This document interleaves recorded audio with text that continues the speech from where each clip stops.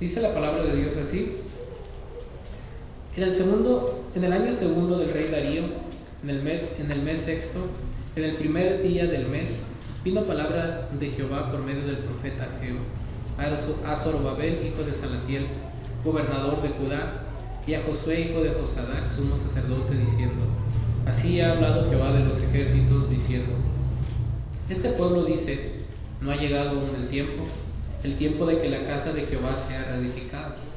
Entonces vino palabra de Jehová por medio del profeta Ageo, diciendo: es para vosotros tiempo, para vosotros, de habitar en vuestras casas artesonadas, y esta casa está desierta. Pues así ha dicho Jehová de los ejércitos: meditad bien sobre vuestros caminos, sembráis mucho y recogéis poco, coméis y no os saciáis, bebéis y no quedáis satisfechos, os vestís y no os calentáis, y el que trabaja jornal recibe su jornal en saco roto. Así ha dicho Jehová de los ejércitos: meditad sobre vuestros caminos, subid al monte y traed madera, y reedificad la casa, y pondré en ella mi voluntad, y seré glorificado, ha dicho Jehová. Buscáis mucho y halláis poco, y encerráis en casa, y yo lo disiparé en un soplo. ¿Por qué? Dice Jehová de los ejércitos: por cuanto mi casa está desierta, y cada uno de vosotros corre a su propia casa. Por eso se detuvo de los cielos sobre vosotros la lluvia, y la tierra detuvo sus frutos. Y llamé a la sequía sobre esta tierra, y sobre los montes, sobre el trigo, sobre el vino, sobre el aceite, sobre todo lo que la tierra produce, sobre los hombres y sobre las bestias, y sobre todo trabajo de manos. Y oyó Zorobabel, hijo de Salatiel, y Josué, hijo de Josadac, sumo sacerdote, y todo el resto del pueblo, la voz de Jehová su Dios, y las palabras del profeta Ageo, como le había enviado Jehová su Dios, y temió al pueblo delante de Jehová. Entonces Ageo, enviado de Jehová, habló por mandato de Jehová al pueblo, diciendo: yo estoy con vosotros, dice Jehová. Y despertó Jehová el espíritu de Zorobabel, hijo de Salatiel, gobernador de Judá, y el espíritu de Josué, hijo de Josadac, sumo sacerdote, y el espíritu de todo el resto del pueblo, y vinieron y trabajaron en la casa de Jehová de los ejércitos su Dios, en el día 24 del mes sexto, en el segundo año del rey Darío. El mensaje que quiero compartir con ustedes el día de hoy es: ordena tus prioridades. Ese es el título, hermanos. Ordena tus prioridades. Ordena tus prioridades. Dice la palabra de Dios, el pasaje que acabamos de leer: en el año segundo del rey Darío, en el mes sexto, en el primer día del mes, vino palabra de Jehová por medio del profeta Ageo a Zorobabel, hijo de Salatiel, gobernador de Judá, y a Josué, hijo de Josadac, sumo sacerdote, diciendo. Recordemos que para este tiempo, hermanos, podemos situarlo históricamente lo que está pasando aquí. Esto fue después del exilio. Si ustedes recuerdan, como mencionaba nuestro hermano Cuauhtémoc en la clase, en el año 586 a.C. fue destruida la ciudad de Jerusalén por Nabucodonosor, rey de Babilonia, y el templo. Entonces ellos son llevados cautivos a Babilonia por 70 años. Después regresan del exilio, pero después de que son llevados cautivos a Babilonia, recuerden que ya no hubo rey, ahora había gobernador, había sumo sacerdote, pero ya no había rey. No habría rey hasta que viniera nuestro Señor Jesucristo. Hubo descendientes de la casa de David, por supuesto, pero ya no hubo quien reinase como antes del exilio. Entonces el pueblo ya había sido librado de Babilonia, ya había aprendido la lección acerca de a dónde los podía llevar las consecuencias de la idolatría, y el pueblo ya había tenido bien en claro en su mente que adorar a dioses falsos no era agradable ante los ojos de Dios, y todo el caos que podía traer eso a sus vidas. Y aquí, en este libro de Ageo, ya no vemos palabras como porque adoraron a Baal, a Moloch, y ya no vemos exhortaciones así o reprimendas que el pueblo estaba adorando a dioses extraños de esta manera, sino aquí vemos una especie de idolatría mucho más sutil, oculta en el corazón. Ahora el pueblo ya no estaba adorando a dioses que ellos hacían con sus manos. Ahora aquí el deslizamiento de sus corazones era más sutil, porque abiertamente no estaban totalmente desviados de Dios, pero estaban apartando poco a poco del Señor y no se habían dado cuenta. Entonces el Señor les habla por medio de Ageo.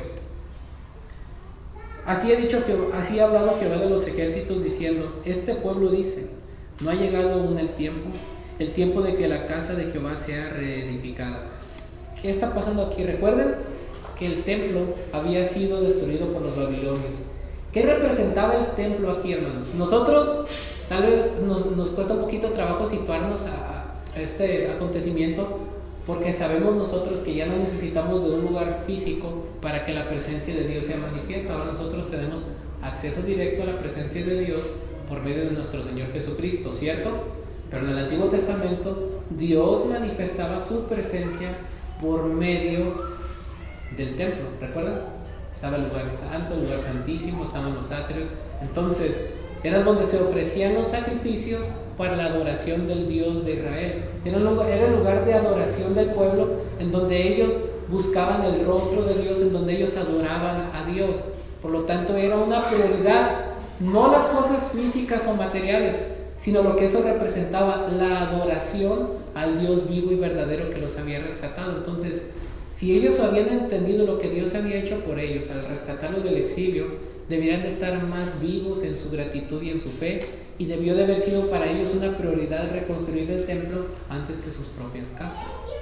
¿Cierto? Aquí está el meollo del asunto. ¿Qué era lo que había en sus corazones? Tenían prioridad por cosas de interés personal antes que por mostrar gratitud al Señor para continuar con la adoración del Dios que los había rescatado. Este era el punto. Entonces, el pueblo no se preocupaba por la reconstrucción del pueblo. Decían, todavía no, algún día. Pero el Señor sigue diciendo en el versículo 3: entonces vino palabra de Jehová por medio del profeta Ageo diciendo: es para vosotros tiempo, para vosotros, de habitar en vuestras casas artesonadas, y esta casa está desierta. Ok, ustedes dicen, no ha llegado el tiempo de reedificar el templo, pero mi casa, eso sí, está quedando bien bonita.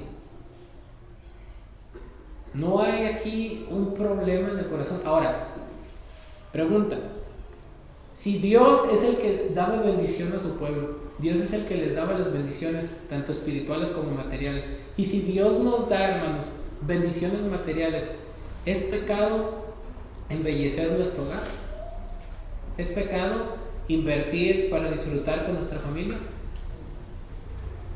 Por supuesto que no, ese no es el problema, sino la prioridad del corazón, poner una cosa antes que la otra. La prioridad debió de haber sido reconstruir el templo. ¿Por qué? Porque era punto central para la adoración al Señor, quien les había dado esas bendiciones, y recurrirían a Él para adorarlo. Entonces, ¿cuál era la prioridad?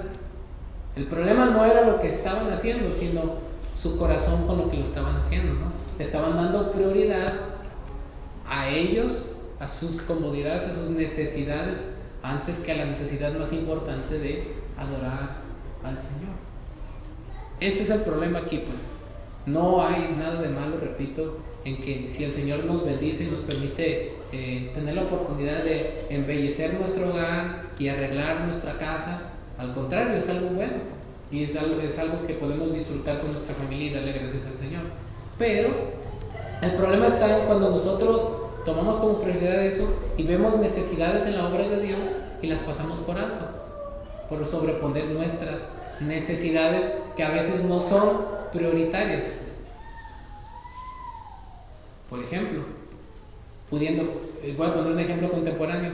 Tal vez haya en una congregación hermanos con suma necesidad y algún hermano tenga la suma necesidad de poner un piso de mármol en su casa, o tenga la suma necesidad de, no sé, ya tiene por decirlo así, un carro que moverse en buenas condiciones, pero tiene la suma necesidad de uno del año de 500,000 pesos o de 1,000,000 de pesos. No habría nada de malo en que una persona pudiera, si el Señor le provee, mejorar su casa incluso comprarse un carro nuevo para que no se esté descomponiendo y poder mover mejor a su familia. Pero el problema es cuando estamos pensando y pensando y pensando nomás en nosotros y no en las necesidades para la adoración al Señor y en las necesidades de otros. Podría convertirse tristemente en una prioridad equivocada. Entonces, ¿cuál es el punto aquí? Nosotros estamos bien, gracias a Dios, tenemos lo suficiente y le damos la gloria a Dios y decimos, gracias a Dios pude comprarme mi casa nueva, pude arreglar la casa, pude comprarme mi carro nuevo, pude comprarme mi ropa nueva, pude comer hamburguesas en tal restaurante, lo que sea, y gloria a Dios, sí. Pero ¿qué hay de las necesidades de la obra de Dios? ¿Cómo está nuestro corazón? Y con eso no solamente me estoy refiriendo a las cosas materiales, hermanos. Aquí era algo evidente porque estamos hablando de la reconstrucción del templo. Pero hay otras cosas en las cuales nosotros podemos contribuir en la obra de Dios, no solamente con dinero. A veces nuestro tiempo, nuestro trabajo, nuestras oraciones, nuestra fidelidad, nuestro compromiso. Hay muchas maneras en las cuales nosotros podemos servir sin necesidad de ser ricos, ¿no? No tenemos que tener dinero, hermanos, para decir, con esto estoy sirviendo a Dios o puedo servir a Dios. Si tenemos gloria a Dios y no tenemos gloria a Dios. Gloria a Dios que la salvación, que la vida del hombre no es valorada por los bienes que tenemos. ¿No dijo nuestro Señor que la vida del hombre no consiste en los bienes que posee? No somos ni más ni menos por lo que tenemos o lo que no tenemos, sino por el corazón con el que hacemos las cosas, teniendo poco o teniendo mucho. Así que es una bendición esto, hermanos, porque no somos más aceptos o menos aceptos, o más grandes o más chicos por lo que tenemos o no tenemos, pero sí por el corazón con el cual hacemos las cosas, teniendo poco o teniendo mucho, teniendo fuerza o teniendo pocas fuerzas, teniendo salud o estando limitados. Este es el punto aquí. Versículo 5. Pues así ha dicho Jehová de los ejércitos, meditad bien sobre vuestros caminos. Este es el punto. Reflexionen sobre cómo están viviendo su adoración a mí. Versículo 6. Sembráis mucho y recogéis poco. Coméis y no os saciáis. Bebéis y no quedáis satisfechos. Os vestís y no os calentáis. Y el que trabaja jornal recibe su jornal en saco roto. Había aquí algo evidente que el Señor había mandado para que el pueblo de Israel se diera cuenta de que algo andaba mal. Aquí estaba pasando algo y no tenemos que sacar de contexto esta enseñanza, hermanos, que si tú no le eres fiel a Dios, entonces Dios no te va a bendecir y te va a hacer falta comida, te va a hacer falta dinero, te va a hacer falta trabajo. Dios no es un negociante, no hacemos un trato con Él. Esto se escucha algo así como que si tú cumples con un requisito, entonces yo te bendigo, y si no cumples, entonces yo te maldigo. No es así, hermanos. No es como que nuestra relación con el Señor dependa por cuánto damos nosotros de ofrenda, por cuánto nosotros hagamos económicamente. No se refiere a eso, sino aquí está hablando. Recuerden que el Señor tenía un pacto específico con este pueblo, era una teocracia. Recuerden que aquí el pueblo pagaba sus diezmos porque eran un impuesto, porque era una teocracia, por lo tanto era un sistema, no estaba separada la política de la religión, del gobierno, todo iba compaginado. Entonces ellos tenían un deber al Señor, reconociéndolo como su rey legítimo. Entonces todo lo que hacían ellos giraba en torno a la adoración al Dios del pacto en ese sentido. Entonces tanto las bendiciones materiales como físicas que gozaban y aún espirituales sabían que dependían del Señor, y el Señor de cierta manera les llamaba la atención por medio de estas escaseces o estas llamadas de atención, como sembráis mucho y recogían poco, comen y no se sacian, beben y no quedan satisfechos, se visten y no se calientan, y el que trabaja jornal recibe su jornal en saco roto. ¿Qué estaba pasando? Era para que ellos voltearan y se dieran cuenta que les hacía falta algo, ¿no? Que aunque estaban afanándose por adquirir bendiciones materiales, aún eso no era suficiente. ¿Por qué no lo estaban disfrutando? Pues porque había un problema en sus corazones, ¿no? Y a veces así pasa, hermanos, ¿no? No necesariamente que el Señor nos castiga quitándonos A veces el Señor permite que estemos en nuestra necedad y que nos estemos afanando y afanando y afanando y acumulando y acumulando y acumulando, trabajando horas extras y horas extras, teniendo más y teniendo más, pero no alcanzamos a disfrutar nada. ¿Por qué? Luego hasta nos enfermamos, nos desgastamos y no vemos el fruto de nuestro esfuerzo en cuestión de un contentamiento. ¿Por qué? Porque le hemos dado en nuestro corazón prioridad a cosas que no son. Con esto aclaro, no estoy diciendo que trabajar sea pecado, no estoy diciendo que en algún momento si alguien por necesidad trabaja horas extras es pecado, no me malentiendan, hermanos. Estoy hablando de la prioridad del corazón. Nos afanamos y al final de cuentas, ¿qué disfrutamos? Cuando eso se convierte en nuestro ídolo, en nuestro Dios, nos trae insatisfacción, porque eso no es estable.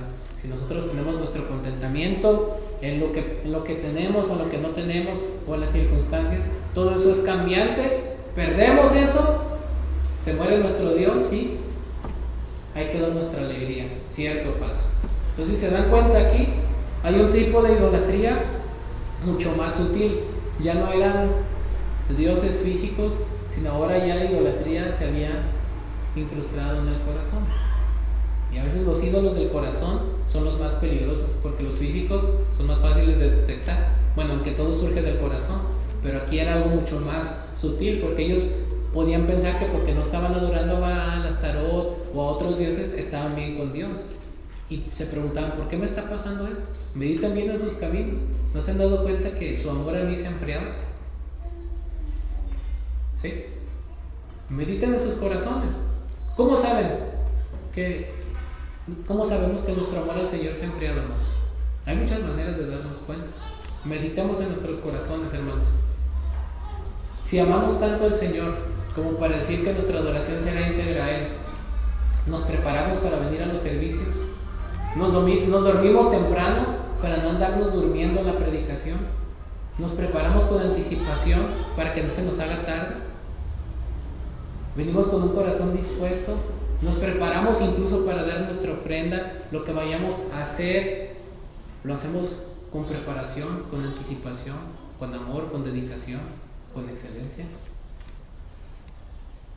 Llegamos antes para la oración. Recuerden que antes de la escuela dominical, 15 minutos antes, nos reunimos a orar. Estamos conscientes de que solamente tenemos 2 servicios a la semana y que eso no es suficiente para... necesitamos más del Señor, y si por nosotros fuera quisiéramos tener servicios todos los días, pero sabemos que tenemos otras responsabilidades, no se puede, pero los días que venimos de todo corazón. ¿Cuántos hermanos pudieran venir a los servicios de oración, que pudieran tener carro y a tal vez la disposición y tiempo, y no lo hacen porque dicen, estoy cansado, es noche, va a haber tráfico, y no lo hacen? No estoy diciendo que todos los que no vienen es porque están mal, no. Hay algunos que por razones obvias, que el Señor conoce y que ellos conocen, quieren, pero no pueden estar. No estoy generalizando tampoco. Estoy hablando de que cada uno meditemos en nuestros corazones, hermanos. ¿Cuántas cosas podemos hacer por el Señor y las hemos dejado de hacer? Sabemos que hay muchas necesidades físicas también en el templo, muchas cosas que hay que mejorar, y podríamos decir, que lo hagan los varones que vienen a trabajar una vez al mes, yo nomás oro y ya, que Dios los bendiga. ¿Qué estamos contribuyendo nosotros, hermanos, para la edificación del cuerpo de Cristo en todos los aspectos, tanto en lo espiritual como en lo físico, nuestro tiempo, nuestro esfuerzo, nuestra economía, todo de nosotros? Es una prioridad para nosotros la obra de Dios, la predicación del Evangelio, que la palabra de Dios siga siendo predicada con fidelidad. ¿O estamos a gusto con solo venir los domingos, sentarnos? Sí, estuvo muy bonita la predicación, las alabanzas, me voy y no pasa nada, sin ningún compromiso. Tristemente, hermanos, muchas iglesias están llenas de este tipo de miembros. Y fíjense, por primera vez, yo le doy gracias a Dios de que no somos una congregación muy numerosa. Le voy a decir por qué. No porque no anhele que más personas se conviertan al Señor, sino porque muchas veces podemos jactarnos de tener una congregación muy grande y con muchos miembros, pero la mayoría de la gente es gente que viene y sale igual. No hay un compromiso con el Señor, no hay un servicio, nadie se conoce. Todo el mundo hace sus grupitos. Por lo regular eso pasa en las iglesias. No estoy diciendo que todas las iglesias que son grandes pasa lo mismo. Hay iglesias grandes con sana doctrina, ¿no? Pero estoy diciendo lo que podemos llegar. Ahora, nosotros que no somos una iglesia muy numerosa, no estamos exentos a caer en el mismo error. Aunque seamos poquitos, seguimos siendo pecadores, ¿no?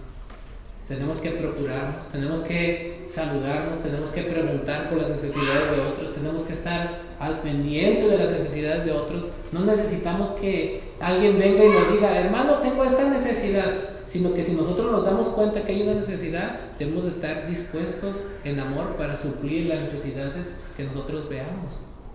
No tenemos que esperar a que nos digan. O tenemos que preguntar, hermano, ¿cómo ha estado? Lo veo afligido, ¿qué tiene? ¿Puedo orar por usted? ¿Hay algo en lo que yo lo pueda ayudar? Creemos que venir a la iglesia nomás es venir a sentarnos, hermanos, el domingo, escuchar la predicación y ya. ¿Qué estamos haciendo, hermanos? ¿Cuál es nuestra prioridad? En toda la semana, si acaso abrimos la Biblia, oramos al levantarnos, al dormirnos y en la comida y ya, y me leo 2 versículos y estoy afanado en todos mis quehaceres del día, en el trabajo y todo lo que sea. Pero disponemos un tiempo para el Señor y para servir al Señor, dentro y fuera de la iglesia. ¿Qué compromiso tenemos, hermanos, con la obra del Señor? Ustedes pueden responder, yo no puedo, hermanos, andar señalando a nadie porque yo no conozco sus motivos. Algunos hermanos llegarán temprano, algunos hermanos llegarán tarde y a lo mejor tengan motivos justificados que yo desconozca. Por eso tengo que ser muy cuidadoso al estar predicando esto, porque no puedo generalizar, pero ustedes mismos sí pueden examinar sus corazones y decir, bueno, ¿cuál es mi compromiso con el Señor? ¿Por qué llego tarde? ¿Por qué no me preparo? ¿Por qué no ofrendo? ¿Por qué no sirvo? ¿Por qué no estoy dispuesto a ver por las necesidades de otros? Ustedes mismos. Y si realmente, si usted se hace cada una de estas preguntas y hay verdaderos limitantes, hermanos, un ejemplo, si usted se pregunta, ¿por qué no ofrendo? Y la respuesta es, porque vive el día, no importa, hermanos. Nadie somos más ni menos que otros, y no somos más y el Señor no nos va a amar más porque ofrendemos más. El hermano que puede dar 10 pesos y el hermano que da $1,000 es un ejemplo. No digo que alguien le tire $1,000 para que no se emocione. Si es conforme a sus posibilidades y con el corazón humilde y gozoso para el Señor, vale lo mismo. No es por la cantidad de lo que nosotros vamos a dar. No es porque quien está aquí al frente sirviendo más es más que a lo mejor el hermano que puede venir un día a la semana y barrer un pedacito y eso es lo que le dan sus fuerzas. No es más valioso el que hace más que el que puede hacer poquito, porque esas son sus capacidades.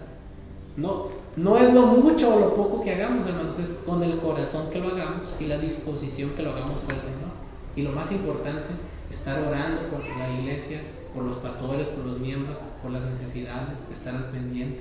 Cuando venimos, prepararnos y venir con gozo para adorar a Dios.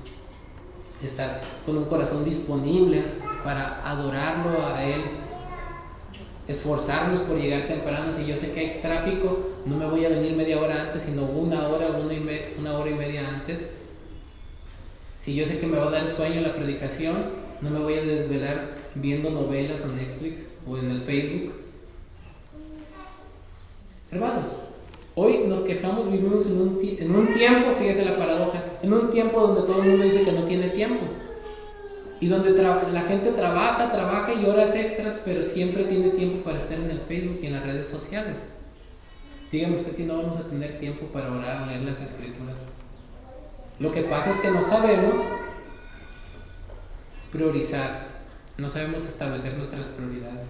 A veces para nosotros es más importante la novela que orar y leer con nuestros hijos. A veces para nosotros es más importante revisar los videos de ahí que te salen uno tras otro en el Facebook, a veces sin sentido, pero ahí se nos va media hora, una hora, y ese tiempo habiéndolo podido aprovechar para llamarle a un hermano, oye hermano, ¿cómo está? Dios le bendiga, o para hacer algo, o para repartir un folletito, para predicarle a alguien, o simplemente para estar hablando, leyendo. Y decimos, no tuve tiempo. Meditar en nuestros corazones. Porque vivimos tristemente en un enfriamiento, constante, y no se ve fruto del esfuerzo espiritual, ¿qué hacemos? Bueno, la respuesta está aquí: porque no hay un compromiso. ¿Y por qué no hay un compromiso? Porque nuestro corazón no ha entendido el valor que Dios merece, la gratitud que Él merece por lo que Él ya hizo en la cruz por nosotros. Esa es la simple realidad, hermanos. Pudiera dar muchos ejemplos, pero no se trata de eso, no voy a poner en bien a unos y poner en mal a otros. Esto es para que examinemos nuestros corazones, hermanos. El propósito de este mensaje no es ni tirar pedradas. Yo no sé sus corazones, yo no sé los motivos. Una de las cosas, hermanos, que tenemos que entender aquí, por ejemplo, y quiero aclarar este tiempo para aprovecharlo. Tenemos unos sobrecitos donde vienen para poner nombre, concepto, fecha y todo. Esos sobrecitos son antiguos, en los cuales se tomaba en cuenta la lista de la escuela dominical y todo. Ni siquiera tiene que poner su nombre cuando da su ofrenda. Ni siquiera nosotros creemos en que tiene que ser un 10%. No creemos en el 10%. ¿Por qué razón? Porque la palabra de Dios en el Nuevo Testamento nos dice que es un principio de generosidad de acuerdo a lo que el Señor nos haya prosperado y con alegría. Entonces, si nosotros podemos dar más del 10%, porque el Señor así nos ha permitido y lo damos con gozo, no nos vamos a limitar. Y si en algún momento o en algún motivo no pudiéramos dar el 10%, no por eso estamos pecando. ¿Correcto? Así que aclaro esto, por si ven en los sobres, puede ponerle la fecha ahí, la cantidad, pero no necesita ponerle su nombre. Nosotros no sabemos, ni nos incumbe saber quién ofrenda, Nosotros no sabemos quién ofrenda, hermanos, de verdad. Los pastores no tenemos no estamos a cargo del dinero, por eso hay tesoreros. Y realmente no queremos saberlo, hermanos. Nosotros no sabemos los motivos por los cuales usted alguna vez llegue temprano o tarde. Sí le preguntamos cuando algún domingo no viene porque nos preocupa, ¿no? Pero el deseo y el propósito de nosotros, hermanos, es por su crecimiento espiritual, no por tener la iglesia llena, ¿no? Es por la preocupación que tenemos por sus almas. Ahora, todo esto que les estoy diciendo, hermanos, es para que nosotros pensemos y meditemos en nuestros corazones. Amo al Señor, amo a la iglesia, amo a los perdidos, quiero que el Señor me use, pues tengo que tener un compromiso con Él. Y cuando digo un compromiso, me refiero a todo lo que implica. El compromiso más importante no va a empezar aquí, hermano.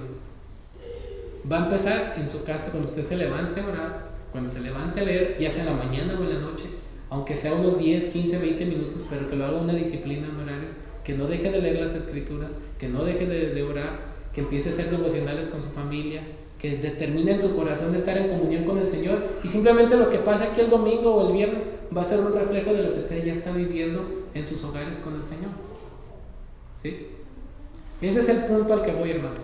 La fidelidad no comienza aquí, sino lo que vemos aquí comienza desde toda la semana, una preparación continua.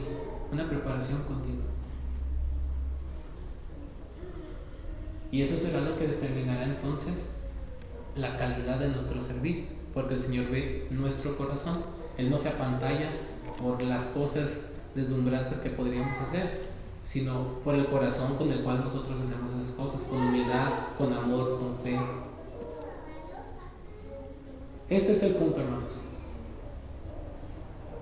Versículo 7, así ha dicho Jehová de los ejércitos, meditad sobre vuestros caminos. Si se fijan en el versículo 5 y en el versículo 7 se repite una misma frase. Aquí hay un énfasis que Dios está haciendo. ¿Cuál es? Meditad sobre vuestros caminos. ¿Qué significa esto? Reflexionen, pónganse a pensar. ¿Por qué algo anda mal?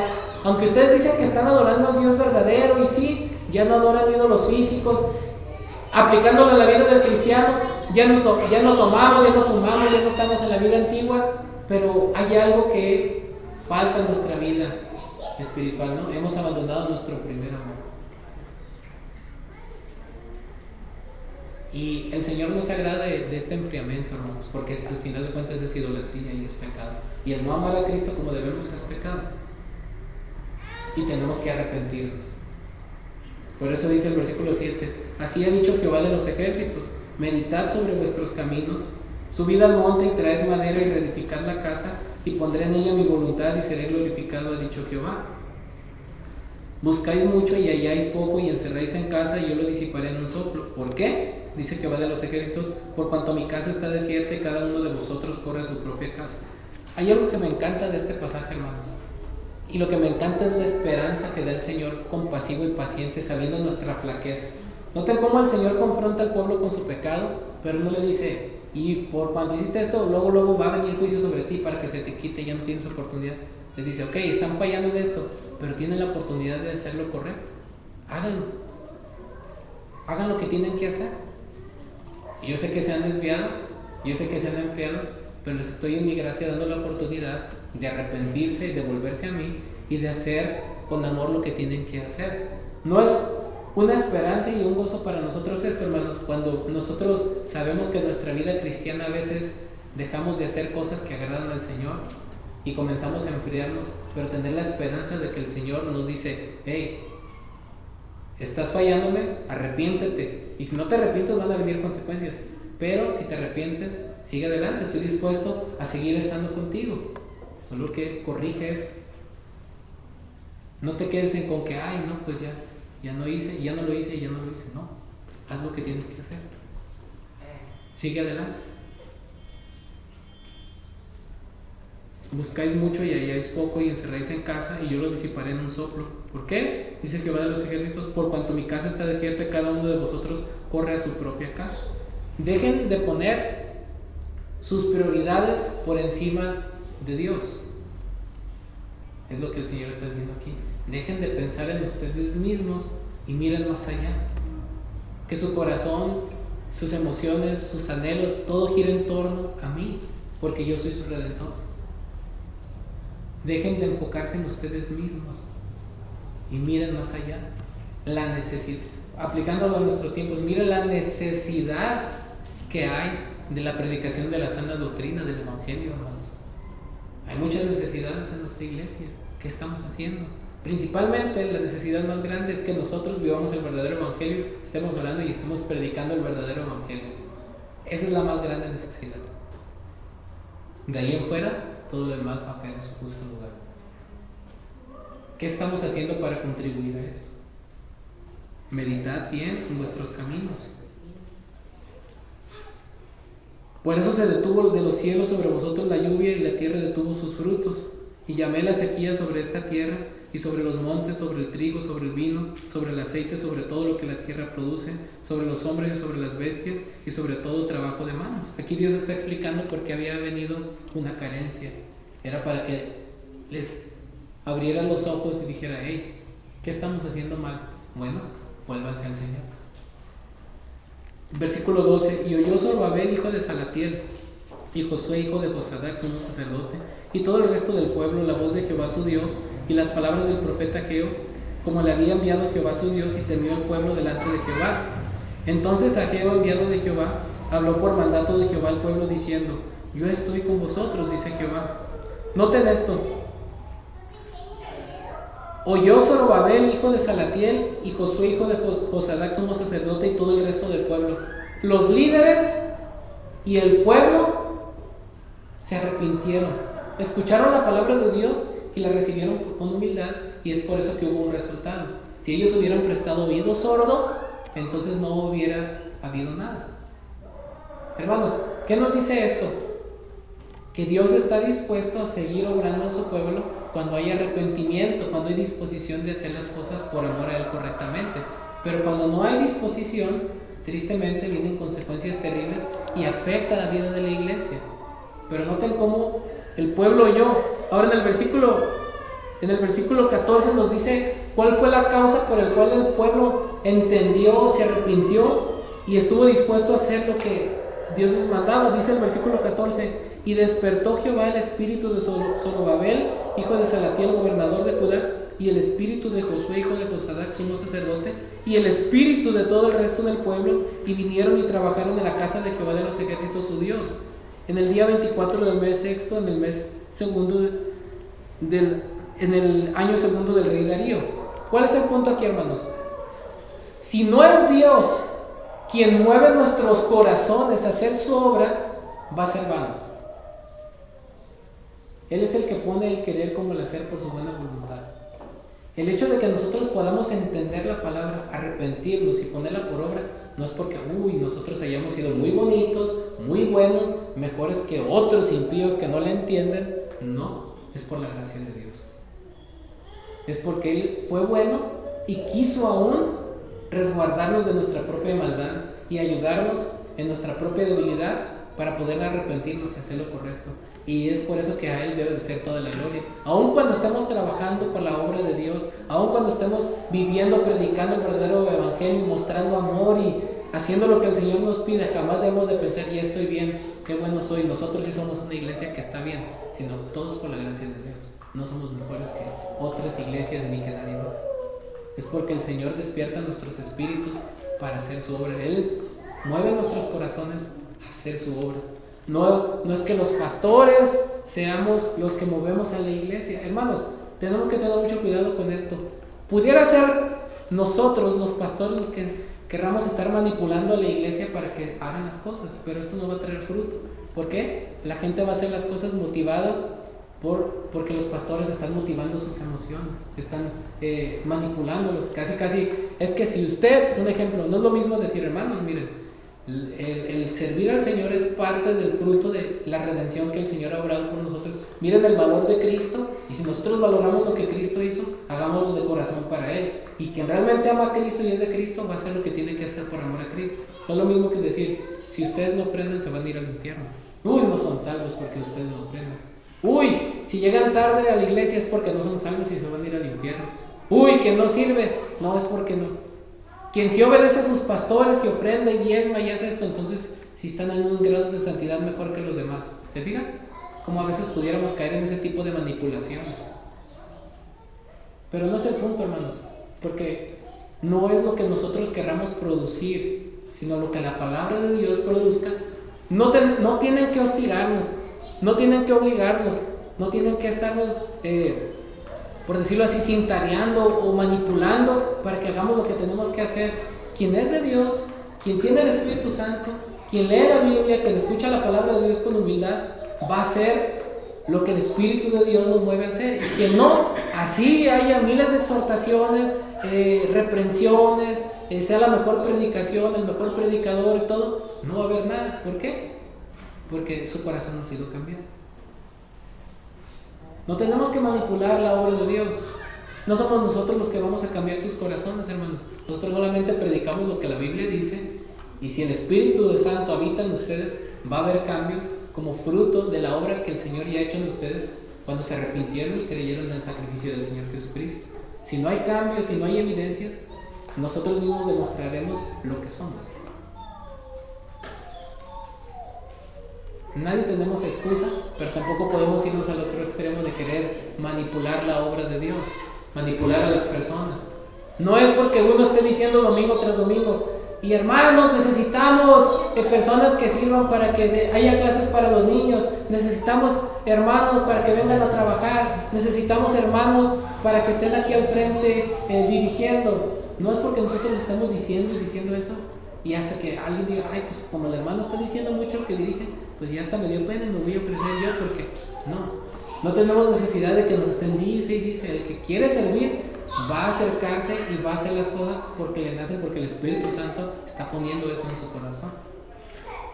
Y además, nosotros, hermanos, no vamos a hacer las cosas y a poner a servir a alguien solamente porque haya una necesidad. La obra de Dios no es gravosa para nosotros. No nos molesta estar dirigiendo, no nos molesta estar dirigiendo los himnos, predicando, leyendo y todo, pero tampoco queremos ser únicos. Si el Señor mueve a más personas para que haya más servidores, gloria a Dios, nos hacemos a un lado con gusto, porque mientras más sirvamos, gloria a Dios, pero no solamente por una necesidad y poner ahí a cualquier persona porque nadie más lo hace y para que suplir una necesidad y aparentar que la iglesia está funcionando. Que sea el Espíritu Santo quien mueva nuestros corazones con una convicción profunda, y porque estamos unidos en un mismo espíritu, en una misma doctrina, amamos al Señor y amamos nuestra iglesia y la doctrina que se nos enseña. Por eso queremos servir, hermanos, no porque queremos ser fieles a los hombres. No quieran quedar bien con nosotros, hermanos. Nosotros somos hombres pecadores. Hay que servir al Señor de corazón y comprometernos con Él. No necesitamos tener un ministerio para llegar temprano, para orar por la iglesia, para servir en lo que podamos. Tengamos un ministerio o no tengamos un ministerio, tenemos que tener el mismo compromiso. Fíjese, hay algo que me impactó cuando estaba en el seminario y estaba yendo a servir en mi obra práctica allá con los hermanos, con los yaquis en Obregón. Me impactaba ver que el hermano Armando me platicó esto, que había hermanos que pasaban del frente, no hacerle una oración para recibir a Cristo, sino llorando de arrepentimiento, pidiéndole perdón al Señor y pidiéndole perdón a la iglesia y diciendo: hermanos, perdónenme, no vine el domingo pasado. ¿Y saben por qué no vine? Porque no quise, me ganó la flojera. Puse excusas, puse pretextos, pero me arrepiento y le pido perdón al Señor y a ustedes. No fui fiel. Llorando a veces. Con un arrepentimiento, diciendo de que a veces ellos caminaban kilómetros para llegar a ese lugar. Nosotros que tenemos las comodidades, carro, transporte, todo, no venimos un domingo y no pasa nada y todos bien contentos, ¿no? Y ellos tenían un arrepentimiento sincero. Hermanos, vemos hermanos que en su condición limitada de salud, viniendo y haciendo lo que pueden, y los que estamos completos, que tenemos fuerzas, que estamos jóvenes, dejando que los más grandes hagan todo, estando cada quien ocupados en nuestros asuntos. Hermanos, esto no debe de ser así. Tenemos que comprometernos, tenemos que servir, tenemos que arrepentirnos, tenemos que amar al Señor, tenemos que amar a la iglesia, tenemos que amar a los perdidos. Tenemos que trabajar en la obra del Señor, pero de una manera correcta, con un corazón correcto, no porque nos están presionando y diciendo, sino que sea fruto de una verdadera conversión, si es que el Espíritu Santo habita en usted. Que sea el Señor quien despierte nuestros espíritus para la obra del ministerio, para que esta iglesia siga siendo edificada en la verdad, hermanos. Hay que tener un compromiso serio y no hay que poner excusas. El Señor viene pronto y ante Él no vamos a poder poner ninguna excusa, hermanos. Hay mucha necesidad y no nomás los que estamos al frente somos los que suplimos la necesidad. Cada uno de nosotros podemos contribuir en algo para la edificación de la iglesia, sea un ministerio visible o invisible, sea una contribución mínima o mucha, en las medidas, en las fuerzas que el Señor pueda. Tiene salud, no tiene salud, tiene dinero, no tiene dinero, tiene fuerzas, no tiene fuerzas, con lo que puedan, con las fuerzas que puedan, con las limitaciones que puedan, pero si lo hace de corazón, hermanos, es de gran bendición. Pero que haya un compromiso. Esforcémonos, no seamos perezosos, no seamos irrespetuosos e irresponsables. Meditemos en nuestros corazones cuáles son las verdaderas prioridades que tenemos delante y trabajemos por ello, para la edificación de la iglesia del Señor, para su propia gloria. Oremos. Señor amado, venimos delante de tu presencia dándote gracias, porque por medio de tu palabra tú hablas a nuestros corazones, Señor, y nos exhortas, Señor, a meditar en nuestros caminos, a meditar en nuestras prioridades, Señor, y a poder poner en práctica lo que tú nos demandas, Señor. Perdona nuestro enfriamiento, ayúdanos a volver a nuestro primer amor, Señor, y hacer las cosas agradables a ti, por amor a ti, no porque alguien nos esté presionando, no por manipulación, sino por voluntad, Señor, por amor, porque hemos entendido lo que tu Hijo hizo en la cruz por nosotros.